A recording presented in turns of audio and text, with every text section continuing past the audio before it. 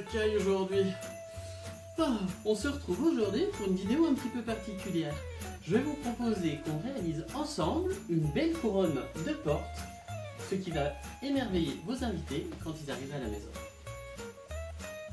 Alors pour réaliser cette couronne traditionnelle, il va vous falloir du fil de fer recuit, une pince coupante, un mélange de conifères, un paillon traditionnel, quelques boules de Noël, des éléments secs, des beaux rubans, du fil recuit en bobine, un sécateur, un couteau et bien entendu l'indispensable pistolet à colle. Commencez par débiter vos branches de sapin en privilégiant les extrémités, épinez-les. Reproduisez l'opération avec les différents conifères. Arrangez-vous pour avoir environ 3 cm de tiges nettoyées. Ce sera plus simple pour les fixer sur votre paillon.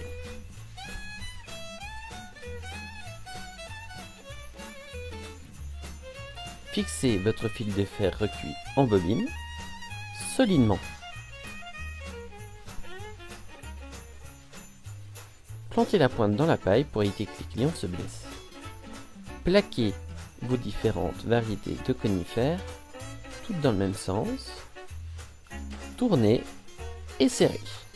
Reproduisez l'opération jusqu'à ce que vous ayez couvert la totalité de votre couronne.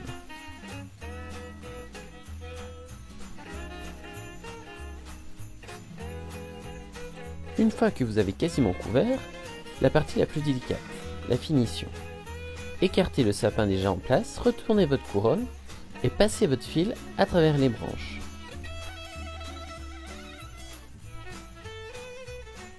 Pour pouvoir fixer l'ensemble solidement, coupez votre fil d'une longueur assez importante, serrez à l'aide d'une boucle, coupez l'extrémité de cette boucle et enfoncez la pointe dans la paille, toujours pour que les clients ne se blessent pas. Donc voilà, on a fini d'installer notre sapin. C'est le moment ou jamais de choisir si vous réalisez une couronne de table ou une couronne de porte. C'est exactement la même technique, sauf que moi j'ai choisi de réaliser donc une couronne de porte. Je vous montre comment installer le ruban et les accessoires de déco. Pour fixer le ruban, coupez un fil de fer d'environ 20 cm, formez un cavalier large, plantez-le dans la mousse, mesurez votre ruban,